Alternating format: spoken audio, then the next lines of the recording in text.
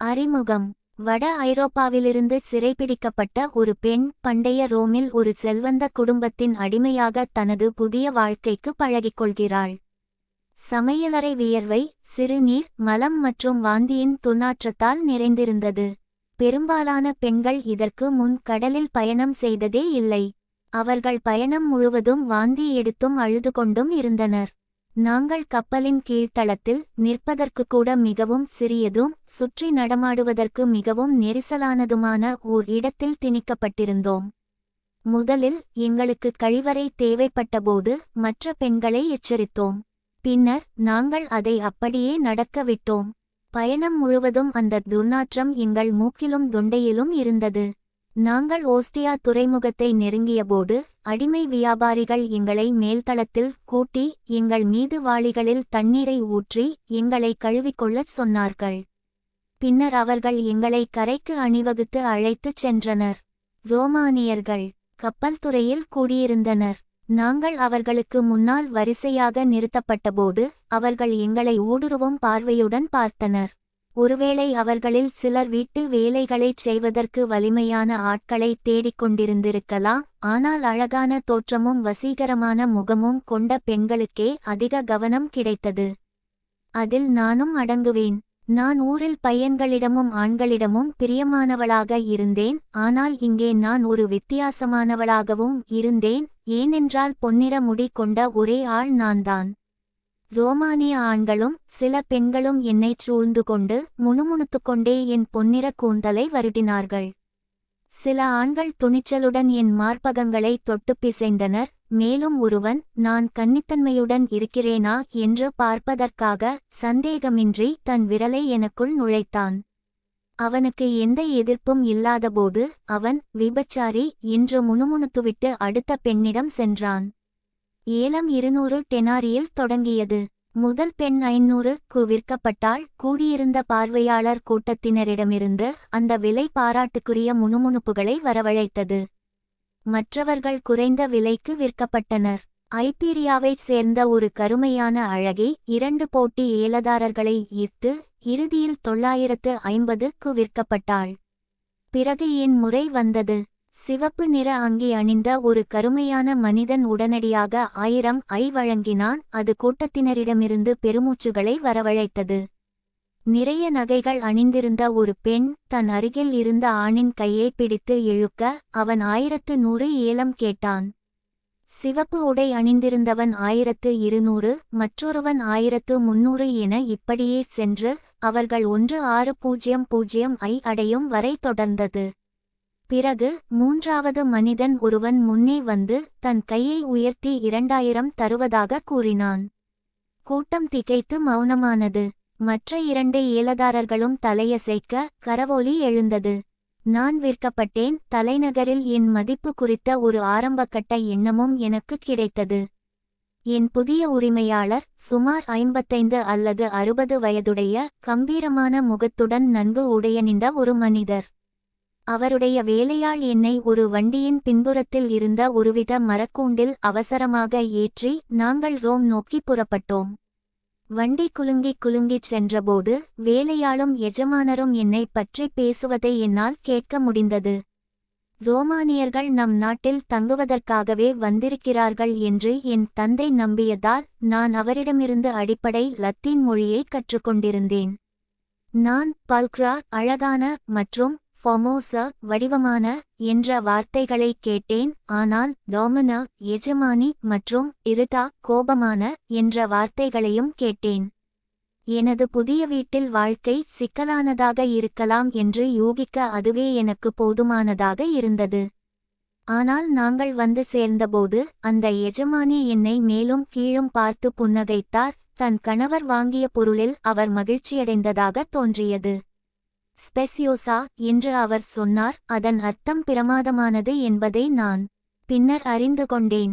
அவர்களுடைய வீடு பிரம்மாண்டமாகவும் பரந்து விரிந்ததாகவும் பல அடுக்குகளை கொண்டதாகவும் இருந்தது. அதில் சுவரோவியங்களும் சிற்பங்களும் முற்றங்களும் குளங்களும் நீரூற்றுகளும் இருந்தன. ரோமுக்கு வருவதற்கு முன்பு இப்படி ஒரு இடத்தை என்னால் கற்பனை செய்து கூட பார்த்திருக்க முடியாது.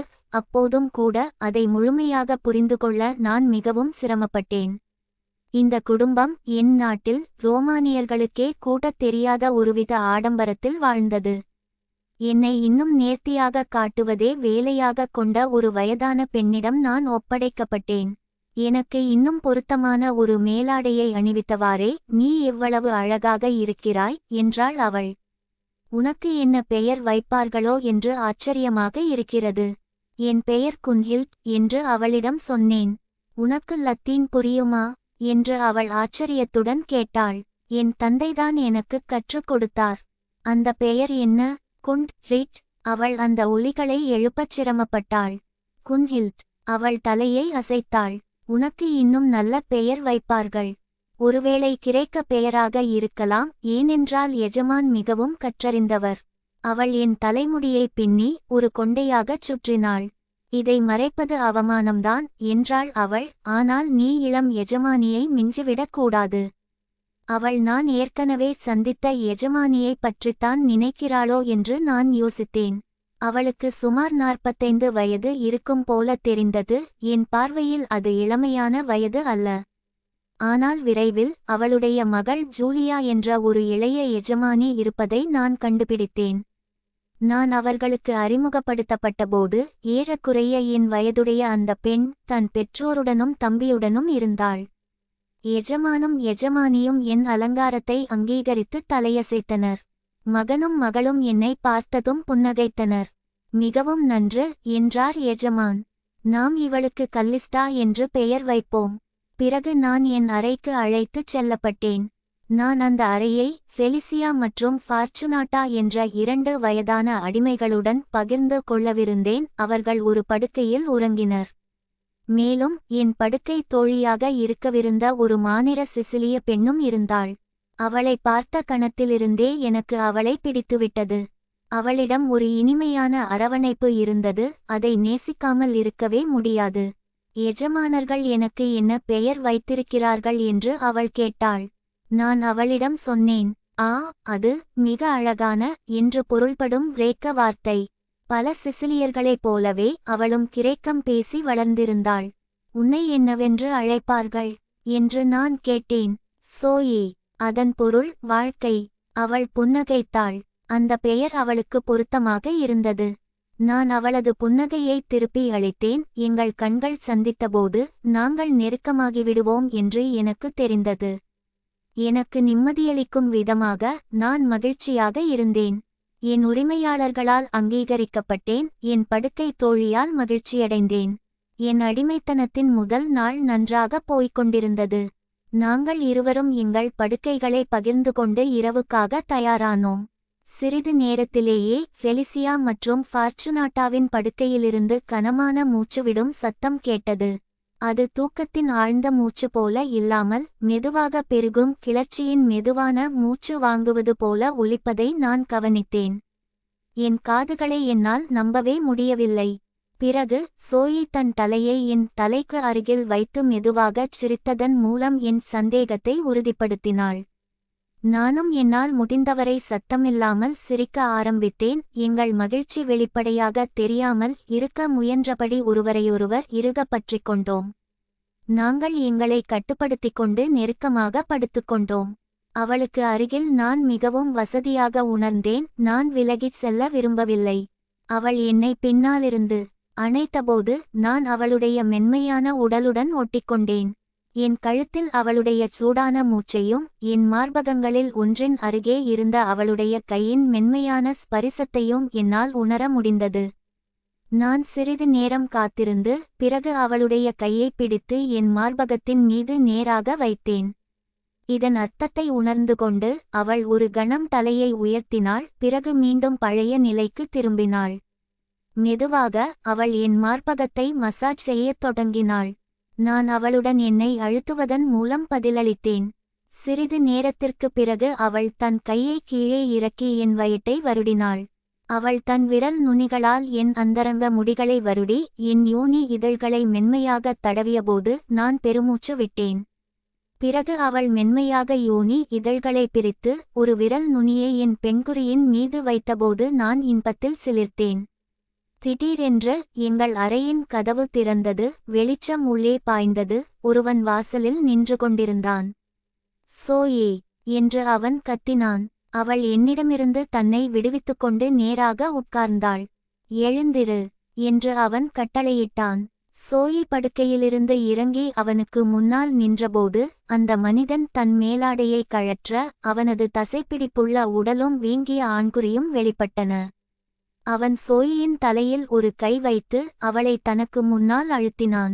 அவள் மண்டியிட்டு அமர்ந்தாள். விரைவில் அவள் கீழ்ப்படிதலுடன் அவனுக்கு வாய்வழி புணர்ச்சி செய்தபோது அவளது கருமையான தலை மேலும் கீழும் ஆடிக்கொண்டிருந்தது. மங்கலான வெளிச்சத்தில் அவனது ஆண்குறி ஒரு பெரிய வாய் நிறைய இருப்பது போல் தோன்றியது. சிறிது நேரத்திற்குப் பிறகு அவன் அவளது தலையை அசைக்காமல் பிடித்திருந்தான். போதும் என்றான் அவன். பிறகு அவன் அவளை திருப்பி கட்டிலின் மீது குனிய வைத்து பின்னாலிருந்து பலவந்தமாக அவளுக்குள் நுழைந்தான். அவன் அவளது முடியை பிடித்து இழுத்து கடுமையாக அவளை உந்தி மிருகத்தனமாக புணர்ந்தபோது அவள் மீண்டும் மீண்டும் மூச்சு திணறினாள். அவள் கட்டிலில் முன்னோக்கிச் சரிந்தபோது நான் விலகிச் செல்லச் சற்று நகர்ந்தேன். அதை அந்த மனிதன் கவனித்தான். அது யார் என்று அவன் கேட்டான். கல்லிஸ்டா என்று சோயி மூச்சு திணற கூறினாள். அவள் புதுசு. அவன் அவளை புணர்வதை நிறுத்திவிட்டு போர்வையை விலக்கி என்னை பார்த்தான். அவன் கண்டது அவனுக்கு பிடித்திருந்தது. என் கணுக்காலை பிடித்து என்னை படுக்கையின் விளிம்பிற்கு இழுத்துச் சென்று என்னைச் சுழற்றி சோயியைப் போலவே அவளுக்குச் சரியாக பக்கத்தில் குனிய வைத்தான்.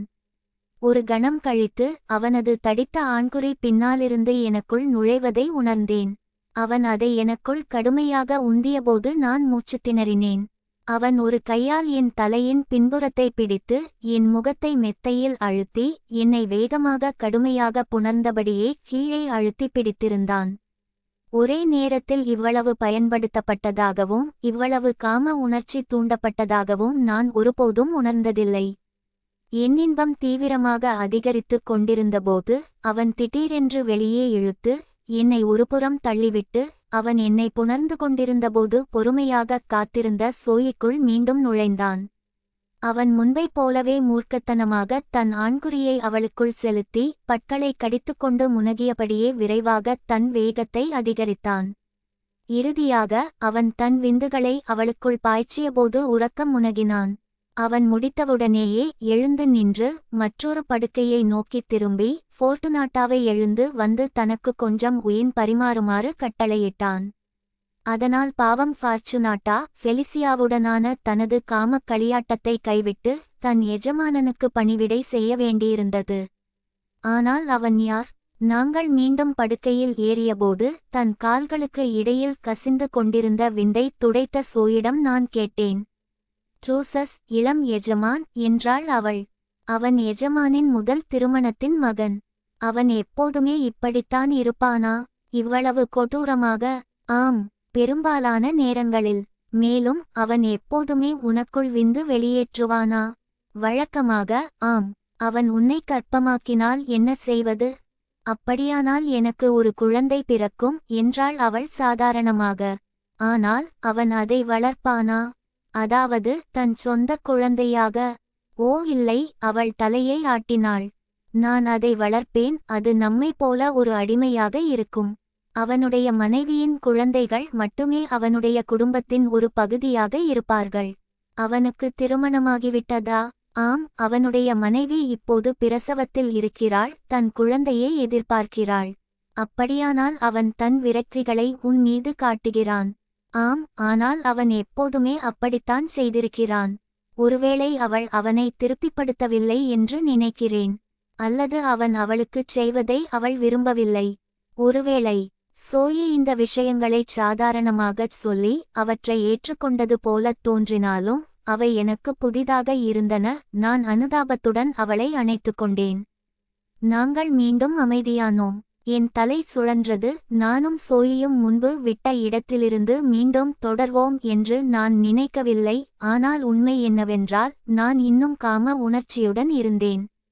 அந்த இளம் எஜமானரின் ஆண்குறியின் மீது சோயியின் தலை மேலும் கீழும் ஆடிக்கொண்டிருந்த காட்சியையும் என் தலையின் பின்புறத்தில் அவன் கை என்னை வலுக்கட்டாயமாக அழுத்திப் பிடித்து என்னை பயன்படுத்திய உணர்வையும் நான் மீண்டும் மீண்டும் நினைத்து பார்த்தேன்.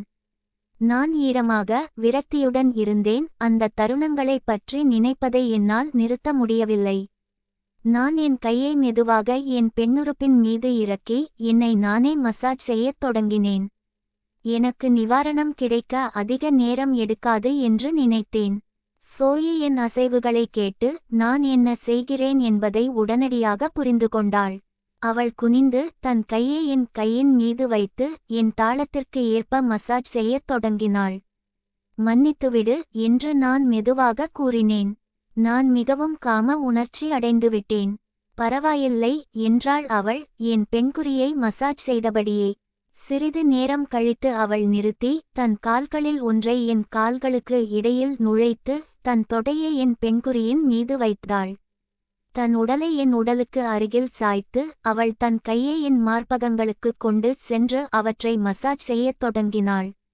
தன் நாவை அவற்றின் மீது சறுக்கவிட்டு அவற்றை நக்கி என் முலைக்காம்புகளை சப்பினாள்.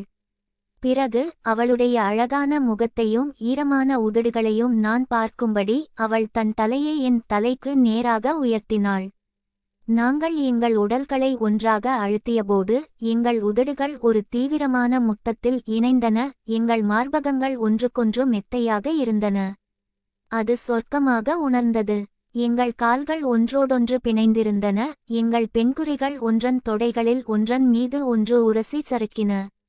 நாங்கள் ஒரு மென்மையான சீரான தாளத்தில் அசைந்தோம். வெகு விரைவிலேயே நான் உடல் நடுக்கத்தால் துடிப்பதை உணர்ந்தேன். என் உச்சக்கட்டம் என்னை ஆட்கொண்டபோது நான் நடுங்கினேன். ஒரு கணம் கழித்து சோயி என்னை இறுக்கமாக பிடித்துக்கொண்டு நடுங்கத் தொடங்கினாள். என் காதுக்கு அருகில் தன் வாயை வைத்து நீண்ட நாட்களாக காத்திருந்த ஒரு விடுதலையை அனுபவிப்பது போல அவள் தொடர்ச்சியாக தீவிரமான மூச்சு திணற வைக்கும் முனகல்களை வெளிப்படுத்தினாள். தன் சொந்த இன்பத்தில் மட்டுமே எப்போதும் கவனம் செலுத்திய அந்த இளம் எஜமானருடன் அவள் ஒருபோதும் உச்சக்கட்டத்தை அடைந்ததில்லை என்பதை நான் பின்னர் அறிந்து கொண்டேன். அவளது மூச்சு வாங்குதல் அடங்கியதும் நாங்கள் உறங்க தயாராகி இரவின் எஞ்சிய பகுதியை ஒருவரையொருவர் அணைத்தபடி கழித்தோம். பெரும்பாலான வேலைகள் சலிப்பூட்டுபவையாக இருந்தன. அவர்கள் என் அழகை எவ்வளவுதான் ரசித்தாலும் அது அந்த குடும்பத்தினரையோ அல்லது அவர்களின் வேலையாட்களையோ திரும்பத் திரும்பச் செய்யக்கூடிய சோர்வூட்டும் சில சமயங்களில் அருவருப்பான சாதாரண வேலைகளை எனக்கு கொடுப்பதை நிறுத்தவில்லை. நான் துணி துவைத்தேன். தரைகளை தேய்த்து கழுவினேன். குளியலறைகளையும் கழிப்பறைகளையும் சுத்தம் செய்தேன். மேலும் எப்போதாவது எஜமானர்களுக்கும் எஜமானிகளுக்கும் அவர்களின் உணவு வேளைகளில் பணிவிடை செய்தேன். அது நிகழும்போது அதுவே என் நாளின் மிகவும் இனிமையான பகுதியாக இருந்தது. முதலாவதாக அது என்னை குளிக்க வைத்தது. மேலும் அந்த குளியல்களே ஒரு ஆடம்பரமாக இருந்தன.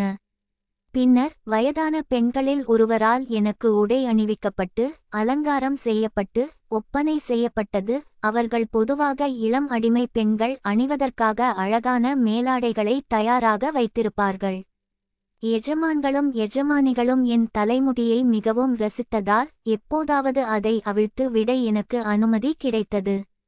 நான் நல்லொழுக்கத்துடன் நடந்து கொண்டேன். மேலும் அவர்கள் மிகவும் ஆடம்பரமாக விருந்துண்ட அந்தச் செழுமையான அரிய வகை உணவுகளையும் மதுக்களையும் அவர்களுக்கு பரிமாறுவதில் நான் மகிழ்ச்சி கண்டேன். நான் அவர்களுக்கு பரிமாறும்போதெல்லாம் என் மீது கவனம் திரும்பியது. மேலும் என் வசீகரமான தோற்றத்தையும் இனிமையான நடத்தையையும் பற்றி அந்த குடும்பத்தினர் குறிப்பிடுவதைக் கேட்டு நான் பழகிவிட்டேன். ஒரு நாள் எஜமானி என்னை பற்றி அவளுக்கு எந்த திறமையும் இல்லை என்பது வருத்தம்தான் என்று குறிப்பிட்டார். அவள் நடனமாடுவதையோ அல்லது பாடுவதையோ பார்ப்பதற்கு மிகவும் மகிழ்ச்சியாக இருக்கும். ஒருவேளை அவளுக்கு மறைந்திருக்கும் திறமைகள் இருக்கலாம் என்றாள் இளம் எஜமானி ஜூலியா. அவள் என் பணிப்பெண்களில் ஒருத்தியாக இருந்தால் நாம் அதை கண்டுபிடிக்கலாம் அல்லது குறைந்தபட்சம் அவளைப் பற்றி இன்னும் அதிகமாக தெரிந்து கொள்ளலாம். அவள் தாய் ஏளனமாகச் சிரித்தாள். இன்னும் சீக்கிரம் சொல்லிவிடாதே செல்லம். அந்த வசீகரமான தோற்றத்தின் கீழ் அவள் இன்னும் ஒரு காட்டுமிராண்டிதான் என்று எனக்கு உறுதியாகத் தெரியும். ஆனால் என் ஃபோபிதான் புதிய குழந்தைக்கு தாதியாக இருக்கப் போகிறாள். அதனால் எனக்கு வேறு ஒருவர் தேவைப்படுவார் என்று ஜூலியா வாதிட்டாள். மேலும் அவள் மிகவும் அழகாக இருக்கிறாள் இல்லையா அவள் தாய் பார்வையை திருப்பிக் கொண்டு ஒன்றும் சொல்லாததால் அந்த இளம் பெண்மணி தன் தந்தையை நோக்கித் திரும்பினாள். தந்தையே! அவர் அந்த உரையாடலை யாருக்கும் தெரியாமல் கவனித்துக் கொண்டிருந்தார். அவர் என்னை நோக்கி பார்த்தார். ஒருவேளை, ஆம், ஒருவேளை நாம் அவளை முயற்சி செய்து பார்க்கலாம். அவள் நல்ல பண்புள்ளவளாக தெரிகிறாள். மேலும் அவளை பார்ப்பதற்கு மிகவும் அழகாக இருக்கிறாள். ஜூலியா துள்ளி எழுந்து தன் தந்தையை கட்டிப்பிடித்தாள். ஓ அப்பா, நன்றி. அவள் நன்றாகச் செய்வாள். நீங்களே பார்ப்பீர்கள். அந்த எஜமானி ஏமாற்றத்துடன் எஜமானை பார்த்தாள். ஆனால் குழந்தை பிறந்து ஃபோபி லிவியாவிடம் செல்லும் வரை இல்லை என்று அவர் தன் மகளிடம் கூறினார். சரி அப்பா. ஆக என் விதி தீர்மானிக்கப்பட்டது. மேலும் நான் என் அன்புக்குரிய சோயிடமிருந்து பிரியத் தயாராக வேண்டியிருந்தது. தனிப்பட்ட பணிப்பெண்கள் எல்லா நேரங்களிலும் அழைப்பின் பேரில் இருக்க வேண்டும். அதனால் நான் விரைவில் ஜூலியாவின் அறையில் தூங்கப் போகிறேன்.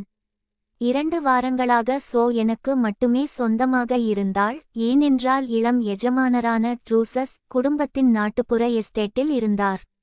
அவன் எங்கள் இருவரையும் புணர்ந்த அந்த இரவுக்குப் பிறகு அவனுடன் எனக்கு ஒரே ஒரு சந்திப்புதான் நடந்தது.